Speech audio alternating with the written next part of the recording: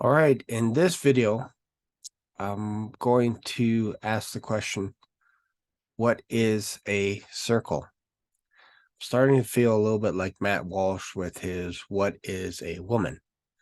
So I'm going to ask the question again, what is a circle? So we're going to dive onto YouTube and see what other people say a circle is, and then we can also thus determine what the shape of the earth is and the moon and the sun. And I will tell you from my observation, the pictures that I see on the internet of the sun are a circle. Pictures of the moon are a circle, and the pictures of the sun are a circle. So let's go see what some experts say.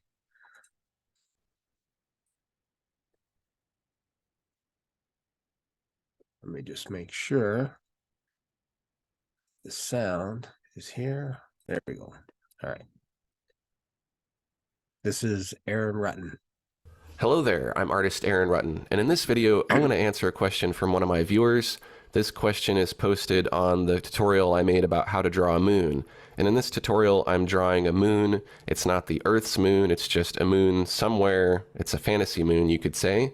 And it's from the point of view where the light is coming from one side and there's a shadow on the other. Let's go on down to the question here. Kavik Canada says, why are you drawing shadows on the moon? And they're asking, is the moon a circle or a sphere? Does the moon in the sky have shadows to make it appear a sphere? And then they send a reference photo. So I'm going to click on the link, and this is the reference photo. A full moon, as viewed from Earth, does look a lot like a circle. But if we were to look at some of these other reference photos where we're viewing the moon from a different angle or from a different moon phase, we can see that there's a clear shadow on one side.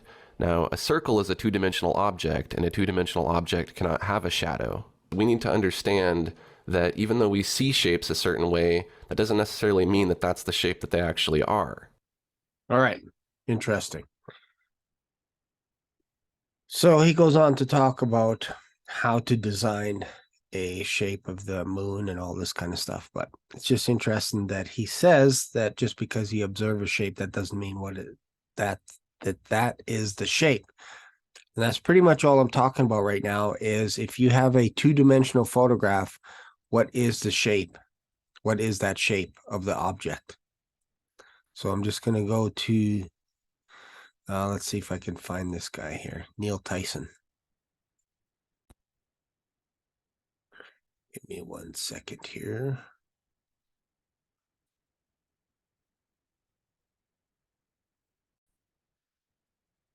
All right, we have Neil Tyson here explaining how the Earth became a pear. The astrophysicist, we don't really care much about sea level. No. If you want to be high, you're measuring your distance from the center of the Earth. From the very center of the Earth. Is that different from the center? I'm trying to give it... the very center of the Earth. So you want to find the farthest point from that center. And it turns out sea level at the equator is farther away from the center of the Earth than sea level near the poles. It has nothing to do with global warming and melting of the ice caps. Why is that? Because Earth, we know it spins once a day. Yes, thank you. 3 people know how long a day lasts here. Good for row number 2. They're off to a great start. So you spin, when you spin pizza dough, it kind of flattens out. Yeah. Gets wider in the middle. So Earth, throughout its life, even when it formed, it was spinning. And it got a little wider at the equator than it does at the poles. So it's not actually a sphere, it's oblate. And officially it's an oblate spheroid. That's what we call it. But not only that, it's slightly wider below the equator than above the equator. A little chubbier. A little chubbier. Yeah. Chubby is a good word. It's like pear-shaped. Yeah. So it turns out the pear-shapedness is bigger than the height of Mount Everest above sea level. How much higher is the tall mountain that you identify in this book, which name I forget, and probably you do too, in Peru, or is it Ecuador? Ecuador. Ecuador. All right, so enough of that.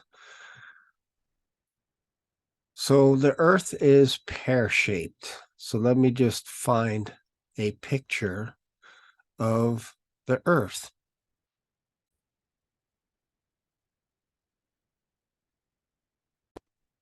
Right here. Okay, so let's look for a pear-shaped Earth according to NASA. Don't see it.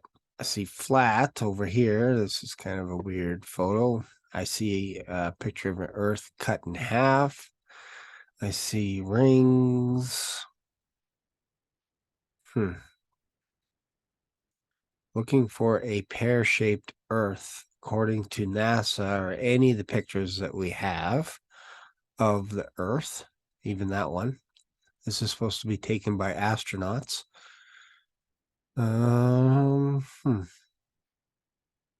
Don't see it. Okay, so let's go pear-shaped Earth. See if we can find those. Okay, good. Thank heavens. Wow. Like, whew. For a second, I thought maybe the Earth was just a circle. But here's proof right here that the Earth is actually a pear shape. I'm actually happy that there are photos out there that show the Earth as a pear shape, according to Neil deGrasse Tyson. I think that's awesome. For a second there, I thought I was losing my mind thinking the Earth was a circle. Here's a good one. Great pictures.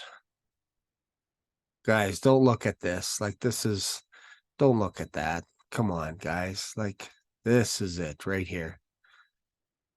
This is a good drawing by Raph Douglas. Pear shape. Very cool. So I'm glad we have people like Neil deGrasse Tyson to be able to tell us what the shape of the Earth is. I appreciate that. All these years, I thought this circular looking picture of the Earth was true. But according to Tyson, it's not. This is more what it's like. So, okay, I'm happy now.